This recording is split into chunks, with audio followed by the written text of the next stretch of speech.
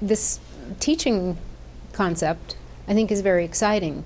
And this was the first weekend that we did it. And the idea of, mixing people up with a technique and then really pushing their personal work, my thoughts were, this is an area that the polymer world hasn't really gone before. Everybody teaches techniques, and in the words of Kathleen Dustin, most everyone has as many techniques as they need.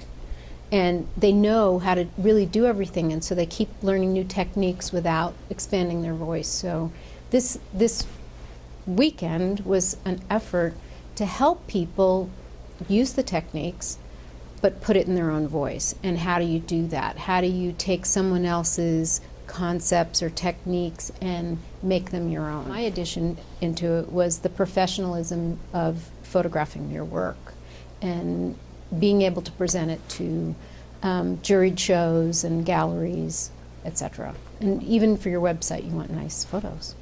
And at one point when I was working with Gwen Gibson as a mentor, she said, you have all the skills that you need.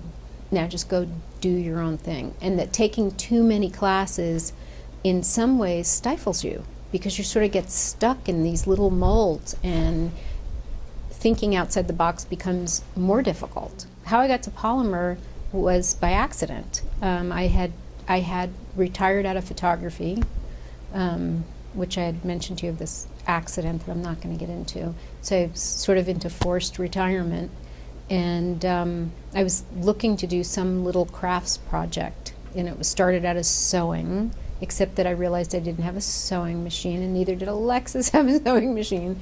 So it was polymer, and I was just standing there at the store with all this polymer stuff in my arms, and the woman standing behind me asked me if I was a polymer artist, and I said, no, I didn't even know what a polymer artist was. And she sent me to Gwen Gibson, and it was, sort of the accidental work in polymer, and I kind of fell in love with it working with Gwen, because she's such a wonderful teacher and such a wonderful person. It gave me something to do and keep my mind focused off my pain, which was really good for me.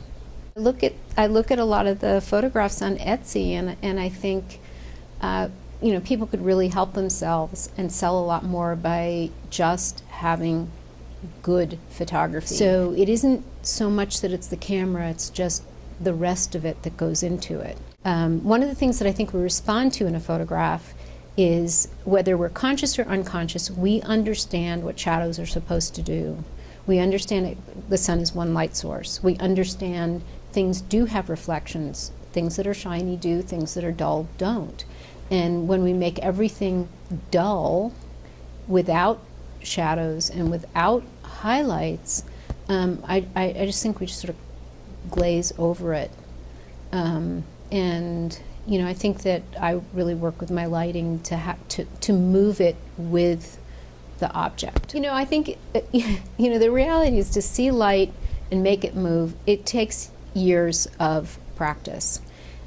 So I'm more than happy to teach people, show them how it's done.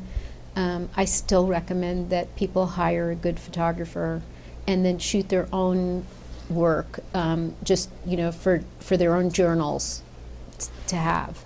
But if they're going to be posting work, entering in a juried show, or submitting to a gallery, is work at building a relationship with a local photographer, somebody who's possibly retired like me, and it doesn't have a studio overhead that they have to charge an exorbitant amount of money because they have that overhead, and offer a trade. There's all kinds of things that you can do and be creative to get a photographer to do your work without breaking the bank.